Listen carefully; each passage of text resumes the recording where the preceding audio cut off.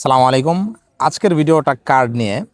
আমরা বাংলাদেশে জনাব তারেক রহমান প্রধানমন্ত্রীর কার্ড নিয়ে খুব আমরা ট্রল করি, ঠাট্টা করি, কিন্তু দেখেন অ্যাকচুয়ালি কার্ড জিনিসটা কিন্তু ইউরোপিয়ান কনসেপ্ট। ইউরোপের প্রত্যেকটা নাগরিকের কাছে এরকম 8-10টা কার্ড থাকে। আপনাদেরকে আমি আজকে দেখাবো ইউরোপে কি কি কার্ড আছে এবং বাংলাদেশের কার্ডগুলোর বিষয়টা কেন কার্যকর হইতেছে না সেটা নিয়ে আমি আজকে কথা বলবো। এই দেখেন, এটা আমার হাতে একটা কার্ড। এটা হলো আমার হেলথ কার্ড। এই কার্ডের সুবিধা হইলো আমি যখন ডাক্তারের কাছে যাই, ডাক্তার আমার এই কার্ডটা যখন স্ক্যান করে এই বারকোডটা, তখন কিন্তু ডাক্তার দেখতে পারে যে আমি আমার জন্ম থেকে এই পর্যন্ত কতবার ডাক্তারের কাছে গেছি এবং আমার কি কি রোগ আছে। এবং ডাক্তার যখন এই কার্ড দেখে তার কম্পিউটারে যখন ওয়েবসাইটের মধ্যে তার যে সিস্টেম সেটাকে সেখানে যখন সে কিছু একটা লেখে, কোনো একটা রিপোর্ট লেখে, তখন পরের ডাক্তার কিন্তু আবার এই কার্ডটা স্ক্যান করলে সেই রিপোর্টটা দেখতে পারে। এটা গেল হেলথ কার্ড। তারপরে দেখেন আমার কাছে আরেকটা কার্ড আছে। এটা হলো, এটাকে গ্রিন কার্ড আপনারা খুব সহজে চিনবেন, যে ইউরোপিয়ান গ্রিন কার্ড, যেটার মাধ্যমে আপনি কাজ করতে পারেন। আপনি যে ইউরোপের একজন বৈধ রেসিডেন্ট, বৈধ একজন পারমিটওয়ালা মানুষ কাজের জন্য, সেটা কিন্তু এই কার্ডের মাধ্যমে এবং আপনি বুঝতে পারবেন। এবং এই কার্ডটা থাকলে কিন্তু আপনাকে যে কোনো কোম্পানি কিন্তু আপনাকে কাজে নিবে। তারপরে দেখেন আমার হাতে আরেকটা কার্ড আছে, দিস ইজ ভেরি ইম্পর্টেন্ট। এটা হলো ড্রাইভিং লাইসেন্স বা ড্রাইভিং কার্ডও আপনি চাইলে বলতে পারেন। এই কার্ডের পেছনে লেখা আছে আমি কি কি গাড়ি চালাইতে পারবো, এবং এই কার্ডটা কিন্তু আমার কাছে অলওয়েজ রাখতেই হবে, না হলে কিন্তু পুলিশ আমাকে ধরবে।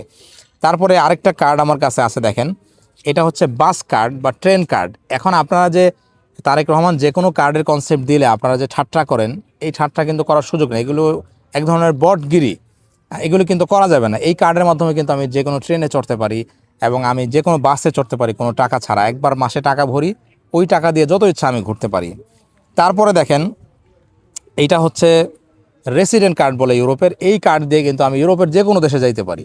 সো এই যে কার্ডের কনসেপ্টটা, এটা অ্যাকচুয়ালি ইউরোপিয়ান কনসেপ্ট। যেহেতু আমাদের প্রধানমন্ত্রী তারেক রহমান তিনি ইউকেতে ছিলেন, সেখান থেকে আমি মনে করি তিনি এই কার্ডের কনসেপ্টটা প্রাপ্ত করছেন এবং দেশকে অগ্রসর করার জন্যই কিন্তু বিভিন্ন কার্ডের আইডিয়া তিনি দিতেছেন। তারপরে দেখেন আমার কাছে এটা আমার ব্যাংকের কার্ড, এটা সিক্রেট, এটা দেখানো যাবে না। তো এটাও কিন্তু একটা কার্ড। সো অলওয়েজ আমি এই ধরনের 8-10টা কার্ড কিন্তু আমি সাথে নিয়ে ঘুরি এবং এইগুলো আমার জন্য খুবই গুরুত্বপূর্ণ। তো বাংলাদেশে কার্ডের কনসেপ্টটা যে তারেক রহমান দিয়েছেন, অ্যাকচুয়ালি এটা ওনার ভালো চিন্তা, বাট সমস্যা হয়েছে উনি যাদের মাধ্যমে এটা বাস্তবায়ন করতে যাচ্ছেন, সমস্যাটা হচ্ছে তাদের। দেখা গেছে অলরেডি ওনার দলের নেতাকর্মীরা মানুষকে ফ্যামিলি কার্ড দেওয়ার নামে তারা কিন্তু কৃষকদের থেকে কিন্তু তারা চাঁদাবাজি শুরু করছে। তারা কিন্তু অনেক মানুষকে কার্ডের প্রলোভন দেখায় তারা অনেক কিছু করতেছে। সো এটা তাদের দোষ। আমাদের দেশে যারা প্রধানমন্ত্রী হন ওনারা কিন্তু অলওয়েজ বিভিন্ন তন্ত্র মন্ত্র নিয়ে আসেন। যেমন শেখ মুজিব যে বাকশাল কায়েম করছিলেন, উনি কিন্তু রাশিয়ার সমাজতন্ত্রের কনসেপ্টেই উনি বাকশাল কায়েম করছিলেন। সেটা হচ্ছে যে রাষ্ট্র ধনী গরিব, ধনীদের থেকে সম্পদ সব নিয়ে নিবে, নিয়ে গরিবদেরকে মধ্যে বন্টন করে দিবে। কিন্তু ওনার আমলে দেখা গেল ওনার নেতারা সমস্ত সম্পদ নিজেরা নিল, এইটুকু ঠিক আছে, কিন্তু নিয়ে গরিবদেরকে আর দিল না, যার কারণে সমাজতন্ত্রটা কিন্তু ওখানে চিপায় পড়ে গেল।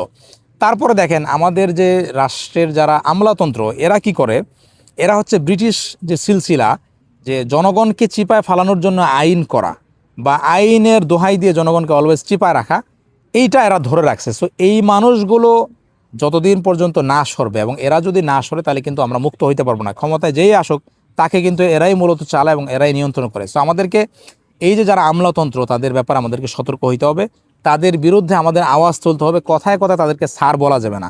আমাদের দেশে আমরা কিন্তু সরকারি অফিস আদালতে গেলে সবাইকে স্যার বলি এবং এই স্যার বলার কারণে তাদের চর্বি বাড়তেছে। কিন্তু ইউরোপে যদি দেখেন, আমরা ইউরোপের নগণ্য আমরা নাগরিক, আমরা মাইনর, বাট আমরা কাউকে স্যার বলি না এবং স্যার না বলার কারণে তারা কিন্তু রাগও করে না। সো রাষ্ট্রের যারা ক্ষমতায় আসেন, যখনই আসেন, ওনারা কিন্তু আসলে একজন মানুষ কিন্তু সব কিছু করতে পারে না। সব দোষ গুণের জন্য একজন মানুষ দায়ী না। এটার জন্য এই যে রাষ্ট্রের যে বিদ্যমান কাঠামো, কলোনিয়াল কাঠামো, এটাই মূলত দায়ী।